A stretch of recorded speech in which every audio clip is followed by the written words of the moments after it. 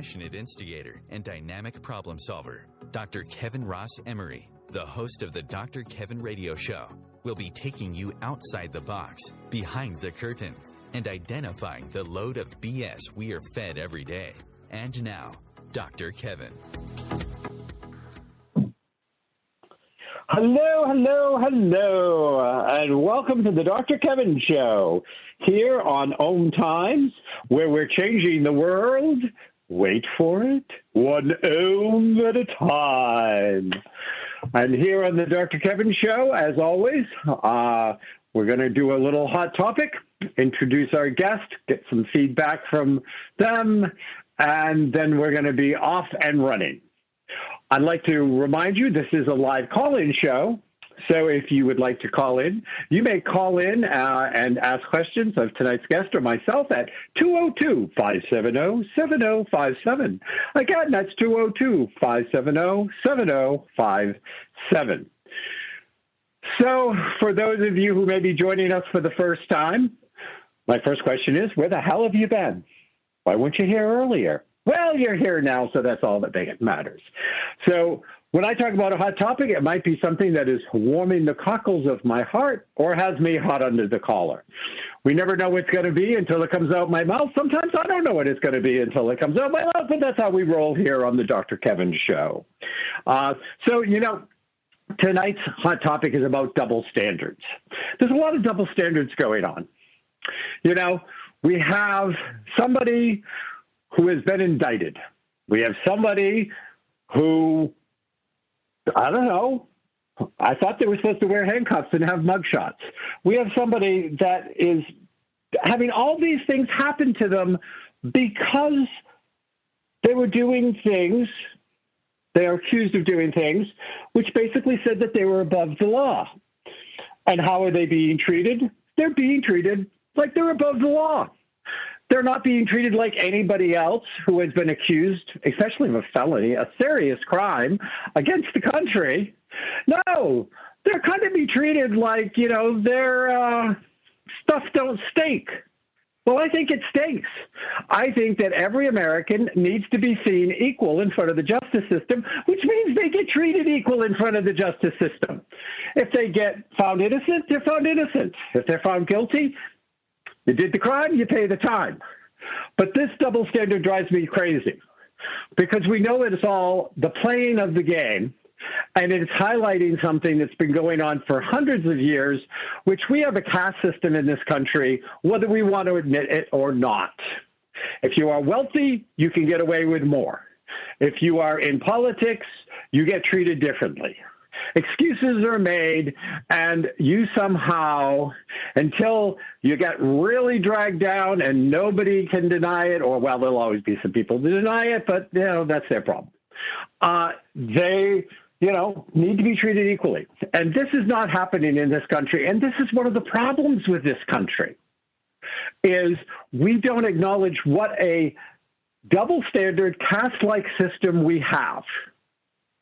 And if we dare point out that not everybody is being treated equally in this country, that maybe that when we pledge of allegiance where there's liberty and justice for all, we're kind of full of shit because there's not liberty and justice for all. We don't have liberty and justice for all. Who are you kidding? Are you blind? No, we don't have liberty and justice for all. I refused to say it when I was in school. I would say we're striving for liberty and justice for all because that's what we're doing. But only if we acknowledge we don't have it. So that's my hot under the collar. Also, I just want to make something very clear for those of you who go, oh, that's somebody that's woke. The opposite of woke is not anti-woke. It's asleep. It's comatose. It's coma. Okay? It isn't anti-woke, and Uncle Freddie. It is asleep, blind to the reality of the country we live in, with our heads so far up, our eyes see out our teeth. That's what it is. So, that said, that's my hot topic for the night. My guest is sitting there going, can I hang up now? I wasn't prepared for this. But I know that this is a man that crafts words all the time. I've known this man for a long time. I know that there is nothing I can do that's going to throw him off his determination to tell us why he's fabulous. Why his book is fabulous. And both are true statements. So I don't have a problem with that. I think we should be loud, proud, and true. When you're fabulous, you're fabulous. And this gift is fabulous. And when you write a fabulous book, you should say, I wrote a fabulous book. Shouldn't hide it. Shouldn't say, oh, that's embarrassing, or, I don't want to be seen as having a big head. Just be seen as having the head you have. So tonight's guest is Bill Stierle. In his new book, Emotional Sobriety Solution, the title enough is it makes me want to drink, but I had to stay sober, I guess, just based on the title, provides a powerful and groundbreaking understanding of everyday language, none of which you will ever hear on this show. We don't use everyday language, which enables people to interact and communicate in a healthy, compassionate, and productive way. Over the last 37 years, Bill has been sharing the keys that unlock the secrets to how people's thinking, behaving, and beliefs impact their quality of life. What began with his search to understand difficult personal interactions led to a consulting career that transforms personal relationships as well as the companies and executives who experience his work. I say let's send him to D.C., put him in Congress and the White House. There you go. That's right. Can we get a petition going? Send Bill to Washington. Send Bill to Washington. Oh, I'm sorry. Bill has mastered a unique blend of emotional intelligence expertise, which accelerates the understanding of emotions and language and supports the ability to communicate effectively. People who work with him experience how simple changes in language dramatically improve every aspect of life. Bill, welcome to the Dr. Kevin Show. Dr. Kevin, thank you so much for the introduction. I feel enthusiastic and inspired to be here. Imagine what it's going to be like after you and I start going back and forth. Man, I'm bringing out my tennis racket so we can hit the ball back and forth to each other. Well, when there are balls involved, I'm all about it. So, the first thing you do is you get to invite on the hot topic. Please feel free to disagree with me. Let me know if you think that everybody gets the same shake in the country or not. Oh, actually, I really appreciate the hot topic of double standards and how do we really take a look at the rule of law and how does liberty and justice work? How do we do safety and fairness and equality back and forth with each other, as well as, be able to hold the standards of this is what our integrity as a nation looks like. This is what the certainty of the rule of law looks like. And that's, and I really appreciate the double standard because you get a chance to, Dr. Kevin, to really just slow down and go like, can we do a better job of recognizing how people are using language and making decisions based on who the person is, how much money they have, how much respect and recognition, how many votes they can carry, instead of here's what the truth looks like, here's what integrity looks like, here's what the respect of a nation looks like, here's what respect of law looks like. And regrettably, we have a growing curve to go through in regards to the previous president and the current upcoming election. We definitely have to stand for integrity and stand for truth and really fight for it this time. And, one of the things that I know Bill, is, one of the things I've been doing is working for the last 33 years as a relationship catalyst. And this whole concept of double standards, I'm sure has to come up in your book because communications are fraught with people using language that, unchecked, does set up within the communication a kind of greater than, lesser than, double standard type of situation. I mean, it has to be in your book. Talk to me about that. Absolutely. One of the biggest challenges that I experienced in writing the book is to try to simplify what is it going to take to really create the quality of connection that we need to break down the double standards that are in front of us. And one of the first things that I offer in the book is a simple phrase: empathy before problem solving. Because a lot of times when we go to problem solving first, we're solving the wrong thing. And we need to get 1, 2, or 3 lines of empathy before we start trying to fix something, or otherwise we'll get stuck into a double standard. We'll be solving the wrong thing. We'll be down the wrong street. And meanwhile, the answer could be brought to us if we just stay and listen to better, and we're more compassionate and empathetic to each other. Well, I know that in my work, oftentimes I work with individuals to try to help them actually learn the language of their partner. And we oftentimes don't recognize that each person actually has their own unique language, i.e.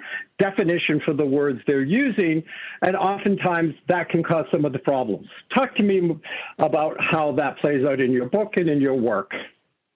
Oh, that's a great example. For example, many times people will say a sentence. This sentence is not true, but I'm going to say the sentence.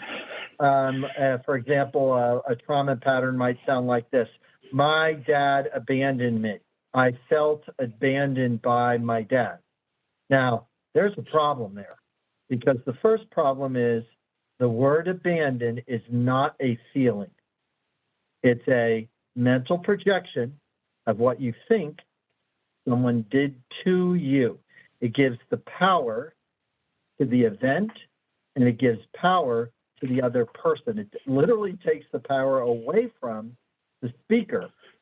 So a double bind, the word abandon, although it might be a description, it's not something you can heal from the way it's written and spoken, and it's something that you can't move through unless you change it to, I felt sad when my dad left the way he did because my need for connection with him wasn't met.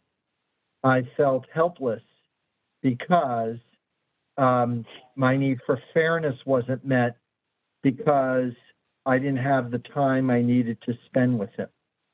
You see how I could get healing there, but the word abandon is almost like something that handcuffs us to a label, a diagnosis, instead of a language of compassion. So that's just one of a list of many words and phrases that I take apart in the book so that the reader can be able to rewrite their traumatic story and write an empowering story and set a forward motion intention or a vision for themselves away from their past. So if you were to say, I felt angry when the jackass dumped me, that would be a healthier statement? Whenever a label shows up, jackass is a good way to. And so every label that comes out of a person's mouth, I chuckle a little bit, because the way I define a label is an interesting place to start. So if somebody says narcissist, that's an interesting place to start. Or they're bipolar, it's an interesting place to start. It's not the end of the narrative, it's the start of the narrative. So asshole means he didn't meet the need for kindness. He didn't meet the need for physical safety. He didn't meet the need for truth or trust. He didn't meet the need for integrity. Those are good reasons why the word asshole is an interesting label. But notice, if I talk about my dad not being in integrity, people will deepen with me. If I talk about how my dad didn't meet my need for kindness, people will provide me comfort and kindness because that's what my dad didn't give me. Asshole gives power, although funny as crap at the beginning, and it dispenses a lot of cortisol and adrenaline. It doesn't help us in the healing process.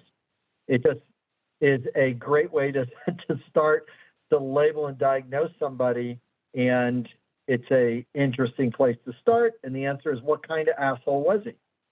You know, I mean, was he a respect asshole or was he a fairness asshole? What kind was he? So I find it very interesting that I said jackass and you took it to asshole. So somehow, that's very funny. That is funny. That is a good thing. That's one of my go-to words. That's right. That's a good point. Yeah, jackass. So that's very, very funny. That's why we have a lot of good time. We talk with each other. That's a good moment right there. It's, you know, sometimes it's the gateway, and I want to get your feedback and how you address this in the book. And then I do have to jump back to the word empathy, but we're not going to jump there yet. So we're just going to put a pin in it. Okay. And hopefully it doesn't hit either one of us because we've both been known to be full of hot air. So is that, you know, one of the things that I found powerful is establishing initially with anybody, do you need to say it the way you need to say it, or do you need to say it the way they need to hear it? And sometimes the way they need to hear it is that work that you need to do with your inner traumatized self so that they can put the trauma behind them. Oh. But that sometimes we first of all just need to say it the way we need to say it. Go ahead, say it. Get it out. Feel good about it. Tell me, how big a jackass was he? Great. Right. Now let's get some real work done. Feel better? Thoughts, feelings. Go ahead. Yeah, and I really appreciate the framing that you put on that one, because how we need to say it is the discharge of the emotional load that's inside our body. That's called how we need to say it.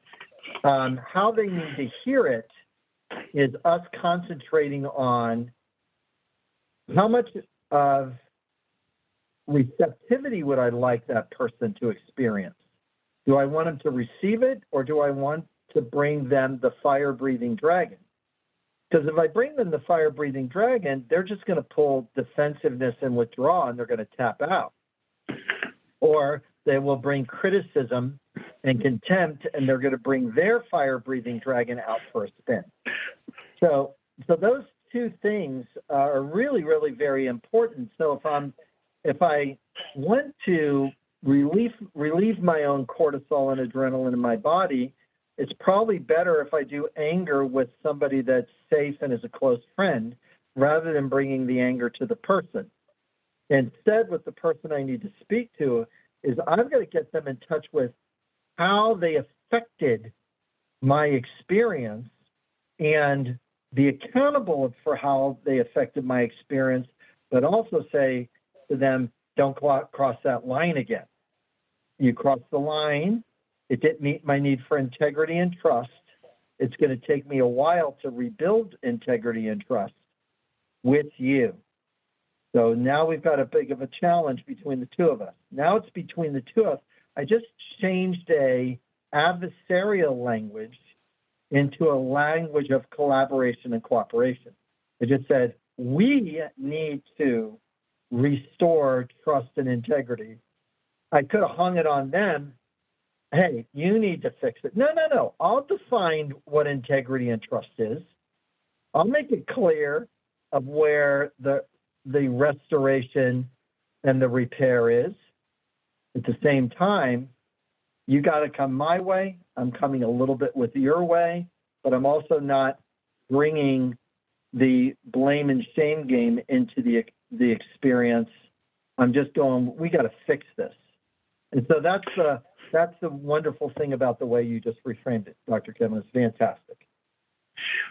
So when the response is, who be we, cowboy, as Tonto said, what do you do? What do you do? That's a great pushback. If the pushback in the narrative sounds like who's the we in this, then I'm going to gently fall on the sword and demonstrate how to do that so they can be humble too. I would say the following sentence: so you feel frustrated and you'd like me to take more accountability. Is that correct? Now, they don't know I just put them on the hook for accountability, by the way, because I pulled accountability out and say, yeah, you would like me to have some accountability. Here's the accountability I like to see. Is that something you can meet? And then the person's going, ruh-roh, uh-oh. Like, it's like the accountability is coming out. And then you're moving your way out of the double standard that the person might be trying to force you into. And you're dragging them into the place of mutuality, equality, mutual respect for you as another human being. And you're pulling them where they need to be for where both parties can be acknowledged as sharing the same type of justice or the same type of fairness in communication. Accountability is a big part of that. That's what I would recommend. Sometimes it can come to the table with your accountability and a request for them to join you in the middle of the river. But sometimes you have to also get an agreement that there's a goal, that something needs to happen. Yeah, I'm sure. That whole idea of a goal is really is important, because the goal changes to a value or a need that both people have in common or they both would like. And then that can be helpful. Sometimes it's hard to get it, because if something really terrible has happened, then it can be really challenging. So, for example, when I did a mediation in Flint, Michigan during the water crisis, and I came in there and there's 75 people in the room, there's some angry people in the room. You think? And because some people are angry because the need for fairness wasn't met. Other people are angry because the need for justice might not be met. Some people had it around respect. Some people had it around equality. Why did the polluted water go over here? So again, that unsettledness is that we've got to do some things language-wise to go, bad things happen, but we have the ability to address, clean up, restore to the best of our abilities some of these greater challenges that we're facing. Now, it's interesting you use Flint, Michigan, because I thought I recently read that problem still hasn't gone away. They are still in the process of restoration. It would have been quicker if federal money was spent to restore the city, but it was not the way I would have liked it to be. And there's been elements of justice that have been taking place.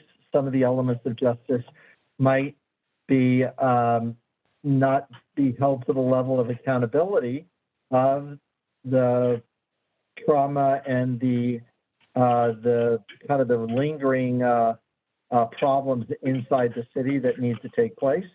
And that's a part of both the legal system as well as a part of our willingness as human beings to step up and say, we're going to right the wrong. We're going to fix it. This person made, or committee made, a terrible choice. And the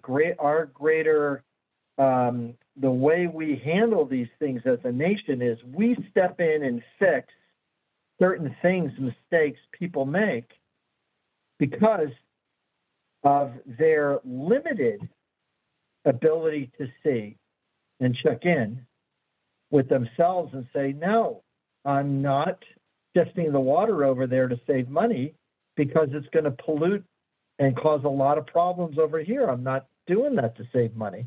We have to figure out a way to pay for this, not save money or not make this choice, because it's not one that's a healthy choice for our city and our community and those people that are involved. Yeah, and it's really a challenge. And isn't this just another example, though, of what we were talking about earlier, is when double standards come in? as long as my kids get good water and are not getting sick, well, your kids are not as important because of the part of town you come from or your poverty level or your race or all sorts of things. I mean, yeah. So true. And we can do this in a micro level, like in a medium-sized level, and we can also do it at the macro level of how do we as human beings really fight for certain standards of ours, whereas other people are saying, no, this is my identity. I see my identity as this, and I'm willing to die for that identity. It's like that identity that you're going for isn't really congruent to the way things have changed. Things have changed, and people struggle with change. I mean, that's Dr. Kevin. That's one of the hardest things. Is that our brain is wired for safety. It's not wired for change. It's wired for protection. It's not wired for growth. It's more wired for stability rather than creativity. It's more wired. It doesn't mean that creative people don't have an extensive access to creativity. Yeah, they do. But it's also, there's a part of the brain that goes, well, once I learn how to drive, I'm not going to change, my driving patterns because I learned how to. Because this is the thing about driving, or any other habitual behavior that Dr. Evan, you really help people with helping them through the change, and the struggle that people change as they try to rewrite their limbic brain. And try to use the front part of the brain to rewrite it. It's kind of like an elephant is the limbic brain, and there's a little rider with the stick on top of it, just tapping the brain a little bit right or a little bit left. And you and I have spent time trying to help people transform their habit patterns, transform the way they see the world. And that's one of the kind of the gifts that you're bringing to the world, as well as the gifts that I bring the world regarding language. How do we speak and think better? So I'm going to ask you a question, and I know we're going to get the break music in any moment, but I'm going to try to get this question out for you to cogitate on our break. I think that the ability to adapt to change can be directly linked to the ability to be fully present. I think when we are less on autopilot and we are more fully present and actually interacting with the world in a present way, that we better train ourselves for big change, because in being actually fully present, which most people are not, right, they ignore all the little changes. But if you're actually taking in the little changes, I think you start to train your brain to be more open and resilient and flexible with big change. And there's our music. I'm going to let you cogitate on that question. We'll be back in a moment with the author of Emotional Sobriety, Bill Stierle.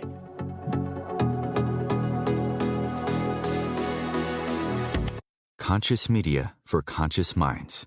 OMTimes.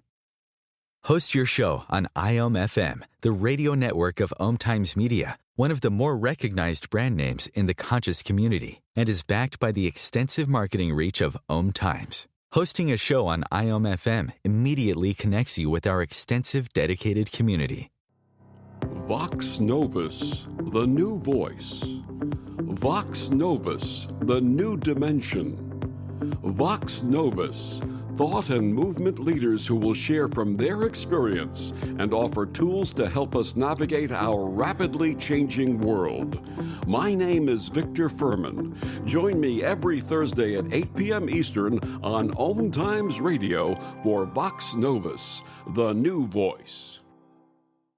Ascending Hearts is no ordinary dating site, but a spiritual dating site with a purpose: to link you with your soulmate. We engineer the serendipity so you can trust that you will attune with someone that has the same matching vibration as you. Ascending Hearts, the conscious dating site for the spiritually aware. Try Ascending Hearts for free. AscendingHearts.com. If I could be you, and you could be me for just 1 hour. if you could find a way, to get inside Each other's mind. walk a mile in my shoes. Walk a mile in my shoes. Walk a mile in my shoes. We've all felt left out, and for some, that feeling lasts more than a moment. We can change that. Learn how at belongingbeginswithus.org. Brought to you by the Ad Council. Walk a mile in my shoes.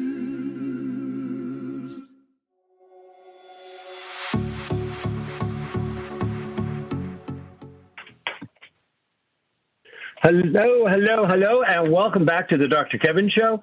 I am on today with Bill Stierle. Bill's newest book is called The Emotional Sobriety Solution. Bill, can you tell us where people can find your book? Thanks for pointing it out, Dr. Kevin. The book can be found on Amazon. It's The Emotional Sobriety Solution, and we had a wonderful launch of the book, and within 3 days, we had just recently we had over 600 books move out into the market, and it's kind of like we hit number one on Amazon over this 5-day period. It's just so exciting to get this information out to people so that they can not be so overreactive to the emotions that are showing up in their bodies and learn how to use emotions for what they're meant for. And that's one of the things I cover in the book is what are our emotions meant for? What's the purpose of our emotions? And Dr. Kevin, one of the things that I really try to get people to do is to change one small belief that they have. And the small belief is, and it's really very difficult to change this one, that there is no such thing as a good or bad feeling, that there is no such thing as a positive or negative feeling. We've got to set that belief aside and replace it with this belief. Feelings are only indicators. So, Dr. Kevin, if you stub your toe, you're going to feel pain in your toe. And it's because your need for comfort is not met. Pain is necessary for you to protect yourself. You need that. If somebody doesn't meet your need for respect, then anger might be the right feeling to come up in your body, or aggravated. So the feeling is only the indicator. And to have people start perceiving and experiencing their feelings as indicator, they start becoming more present in the moment, and they are looking down at the dashboard of their life, of their car, and then when the oil light comes on, it's like, oh yeah, I do feel tired. I do need rest. Oh yeah, I do feel irritated. I really needed support from my coworker. This idea that feelings are only indicators changes the way we see empathy. You don't have to carry somebody else's feelings, that's theirs. Being able to contribute to their needs can make a big difference. So I don't know how that fit with you, but it actually answers a little bit of the question that you asked me before the break. Okay, connect those dots because I have 3 more questions. Okay, let me connect the dots. So you asked before the break, being more aware, being more present in a moment allows for greater opportunity for us as human beings. If we start seeing feelings as indicators to our needs being met and not being met, then we can start changing ourselves from being a numb, nice, dead person or a volatile monster person, which is currently what's in the environment. If you haven't noticed that detail, people go, nice dead person, monster person, nice dead person, monster person, nice dead person, monster person. And you can watch them go from victim to violent screamer. And it's like, oh my gosh. And that's a person that's not very present and it's not very engaged. And it's just meeting their needs at the expense of others. So that's one way to draw those dots together. So do you, I hate to say agree or disagree, but do you think that there is truth in the more present person develops better skill sets to deal with change? That's correct. That's true. The more present you are, you have more skill set to develop change. And one of those doors that is accessible is how well can I empathize with myself, what is going on inside me, or empathize with somebody else, what's going on inside them. And that becomes a present moment that integrates the brain, that allows us to be greater presence. Because Kevin, Dr. Kevin, I really felt excited and energized because I knew that you and I are going to be able to contribute to your audience. I knew how much value this had. So what's alive in me, what's very present in me is acknowledging and knowing how much you contribute to your audience when you get on with them. And for me to be able to share the things that I've worked on in this book that I've written, it's like my feelings excited and energized, and I'm alive. I'm able to contribute to change because I'm more present in this moment. And you, the way you sap up learning and how you support people towards change lights you up. You know, that's the wonderful tennis match that we can have as human beings between each other, and that facilitates change.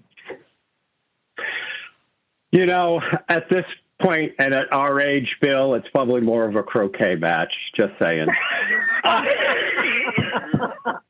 No, that part I'm not going to argue with at all. Not even a little bit. I'm not arguing. It's like tennis. I don't want to run all over there for the ball over there. No way. No, I stand there and say to the ball, come here or I can't be bothered. So anyways, I do want to make a clarification for my audience because I know my audience.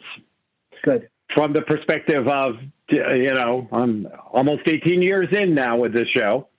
We often talk about empathy on this show, but we talk about it from the psychic ability of empathy. So every time you say empathy, a lot of my listeners are going to think, well, every time Dr. Kevin talks about empathy, he talks about how you don't want to take on the emotions of the other person and have them go through your body as if those emotions were yours. And again, we talk about it as a psychic empath makes you feel better by taking the feelings you don't want to feel and takes some from you and energetically puts it through their energy body. So I need you to give my audience your definition of empathy, because they're sitting here going, no, Dr. Kevin told us we don't want to be having empathy for other people in an engaged way. We want to have the understanding. Listen, I really love your definition, by the way. I think it's fantastic. And I'm going to,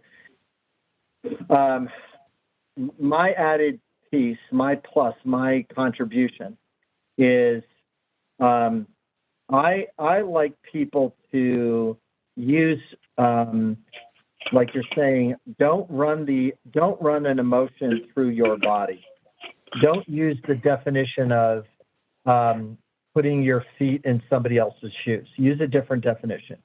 It's the ability. Here's my Bill Stierle's definition. Empathy only occurs when, I'm going to make it very active right now. The definition is going to be very active. Empathy only occurs when a feeling word, and a need word are connected and then agreed upon. It's got three pieces to it. Here's this feeling word, frustrated. Here's this need word, support. And is that what was missing? Is that what you needed? Is it you needed support? So it'll sound like, because I don't want the feeling of their irritation to go through me. So I'm going to proactively, energetically guess in their direction. Listen, I'm noticing you'd be feeling irritated and you needed a different support from me. Is that correct? Because I don't know. I can't mind read necessarily. And even though I'm pretty good at guessing, I still want to clarify and get the other person to be accountable for their upset. I want them to be accountable so it doesn't run through me. I get them to say, yes, yeah, it was support. Or no, it was respect. Or no, it was fairness. I've got to get them to own their irritation and their frustration. I want them to own it. Now, was that helpful? Yeah, because that's close to what you're saying. So, first of all, I'm going to respond to that, and then I want to make this a teaching lesson that Bill and I just engaged in, completely spontaneously. Nice. So the first part of this is, and when we're using Bill's definition of empathy, a feeling word with a need word to intellectually connect with the other person as to the experience we had and the experience they had. And in doing that, I call it, we invite them to meet us in the middle of the river of change. We're changing how we communicate, and we come together in that river, and we're in that river together because each of us feels like the other person has acknowledged and understood where we came from, without, like you said earlier, shame, blame, fault, all of that stuff. And so, one of the signature lines on one of my emails has my quote, change is coming, you master it or it masters you, your choice. Right. So the change is non-negotiable. Now, so non-negotiable. So first of all, I want to thank you for your definition of empathy. And then one of the things that's so important, and I know that this is important, and I know that this is in Bill's book, and I know that this is also something that I've been teaching and working with for years, is this whole concept of different words mean things to different people. Yeah. I'm always saying, when I say this word, I'm going to define it for you because I know that there are 10 other definitions out there, and they're not going to work with what I'm trying to share with you. Right. And the teaching moment was, Bill didn't get defensive. He didn't say, what do you mean define empathy? What are you, an idiot? He didn't, feel like he didn't feel attacked, and that was clear, and I was not attacking him, and I was explaining him, and we were inviting each other to exchange the definitions of words, which turned it into a productive, positive communication, which was a teaching moment to our listeners of this is what you need to do in your communications. Right. Get people to define words, define your own words. Yeah. So thanks for sharing that teaching moment with me. Go ahead. Oh my gosh, it's really wonderful because the thing, Dr. Kevin, that you're catching is that so many times people don't have the space to allow two different kinds of definitions, two different kinds of interpretations to exist at the same time. And they fall into the trap, and it is a trap of the four horsemen of an apocalypse, of a communication apocalypse. They fall into criticism. They fall into defensiveness. They fall into contempt. They fall into stonewalling or withdrawing. They fall into their strategy of protection instead of the change that's right there in front of you is walking through and just going, I don't know, what do you mean by this word? I mean this. Oh, I learned it this way. This is the way my dad taught it. This is what my teacher said. This is what my mentor said. And instead be open and allow the change, and to allow initially that two things can exist at the same time, and be collaborative and cooperative with finding and appreciating each other's point of view. Makes a huge difference. Huge difference.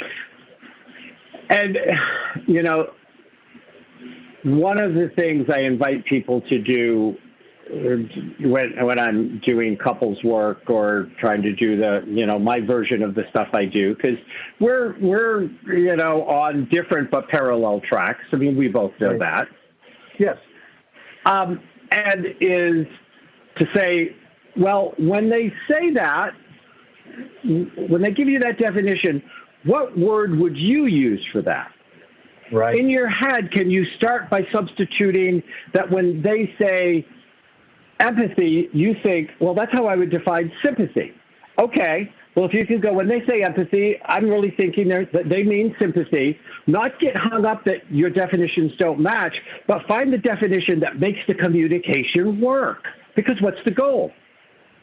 To work, for the communication to work and be a win-win-win situation for all parties involved. Right. It's that gentle way of just providing a little bit of space between the stimulus and the response, slow down the emotional reaction, and move and start to use curiosity and inquiry as a way to, be present to the other person's way of seeing things. And it makes a big difference. It really, really does. Absolutely. Now, so first of all, so people know, because I have Bill's book in front of me, I could cheat. Is, just so you know, chapter 12 is nice dead person, monster person, or compassionate person. So if you thought, I really want to know more about this, well, you go to Amazon.com and you get yourself a copy of the Emotional Sobriety Solution, and you can turn to chapter 12 and find out, when am I a nice dead person? When am I a monster person? And when am I a compassionate person? And when am I the person that just has to figure out where to hide the body? That's not the chapter title. Then also, chapter 13, which I was going to ask about, and you beat me to it. You must be psychic. The 4 horsemen of the communication apocalypse. If that struck you, if you heard what he said, and I'm going to make him repeat those 4 horsemen a little more slowly, because he kind of threw it out casually in conversation with a whole bunch of other words around it. And I think that this is powerful enough that I'd like you to stop, slow down, and tell us again the 4 horsemen. But that's chapter 13. So if you listen to these and you go, oh, my God, yeah, I need help with those. Again, audience, what do? I go to Amazon.com and I put in the Emotional Sobriety Solution by Bill Stierle, and I get the book. There's your answer. See, that question wasn't so hard. Bill, tell us about the 4 horsemen. Well, I appreciate this. The 4 horsemen are criticism. That's number 1. Defensiveness. 2. 3 is contempt. And 4th is withdrawal. So those 4 different horsemen, those are protective strategies that people use, but are also things that make things worse. It eventually escalates the conflict. And inside the book, I've written ways to diffuse people that use those strategies in your direction. So if a person defensively says, well, I didn't do it, that wasn't me, that's not true. All of those are defensive statements. So what do you say back? And inside the book, I give examples about what do you say back when somebody says a sentence that looks impenetrable, like a defensive sentence or a criticism sentence. What's wrong with you? What do you say back? What do you say back when somebody says it's your fault? What do you say back when they're using criticism? And what do you say back when when a person doesn't return your phone call or doesn't return your email? What do you say next? And what I do is I go in the book of here are some examples of things to say and do in order to loosen up and get the horseman to calm down and go away. So the horseman doesn't show up the same way. The person then is able to be more peaceful and not be such a monster person around you. Thank you for elaborating on that. I know that's going to be helpful to our audience. In the time we have left, I have 2 more places I want to pull things out of your book to talk about. And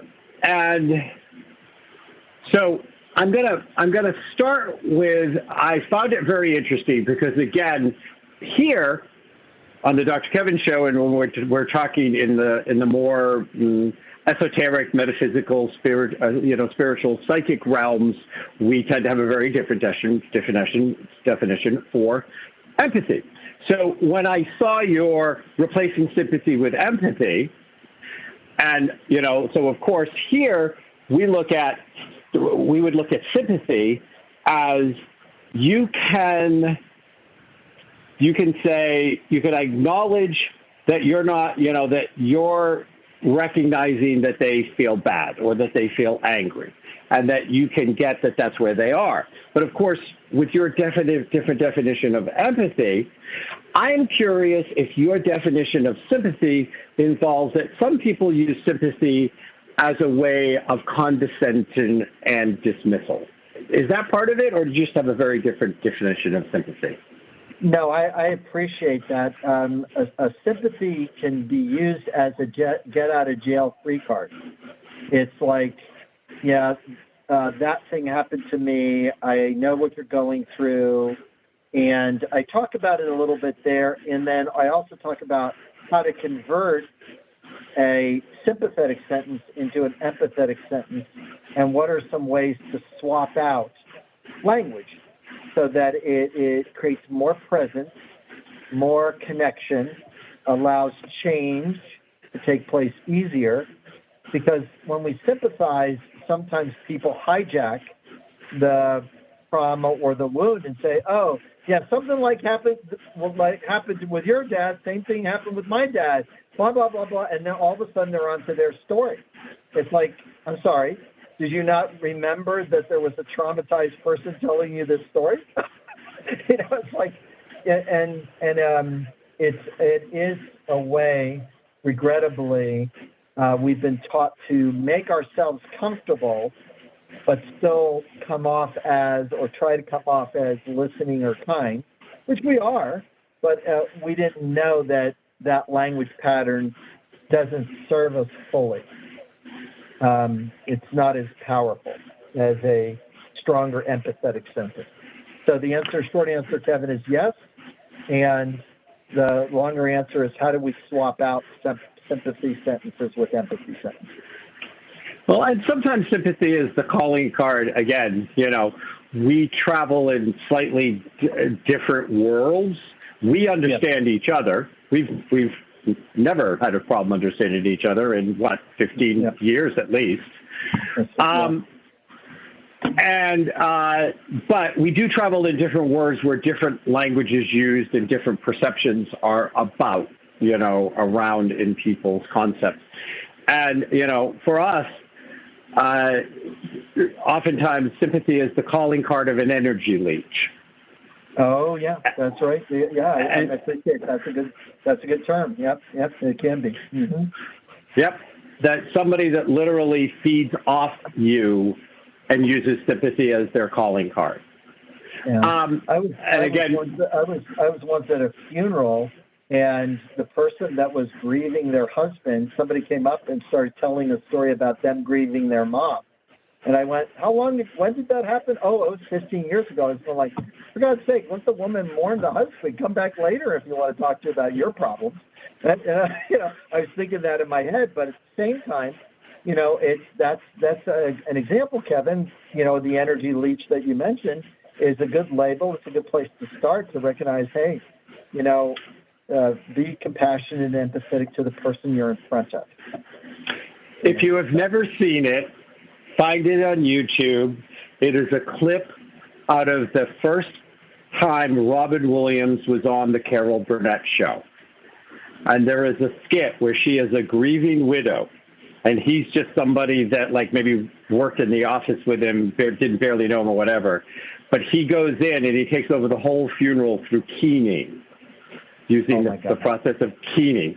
And it is the funniest thing. And you watch the whole thing, seeing Carol Burnett under the widow's thing, trying not to hysterically laugh because Robin Williams did that spontaneously. It wasn't part of the script. Oh my God! Oh, I can't wait to watch it. That's fantastic. Yeah, you would so appreciate it. The last thing I'm going to put out, because I know we're almost out of time, is he also has a chapter called Facing Shame. To be respectful, I'm not going to open up the can of worms too much because I know in about 30 to 45 seconds we're going to be going off air, and I don't want people to hear half a sentence and be frustrated. But I know that shame is a huge thing. It's a huge manipulation tool. It's a huge control tool. He has a chapter on Facing Change. Amazon, the Emotional Sobriety Solution. Bill, thanks for coming. It's been too long. Let's catch up soon. All right, Dr. Kevin, have a great one. Thank you very much. Bye. Bye-bye.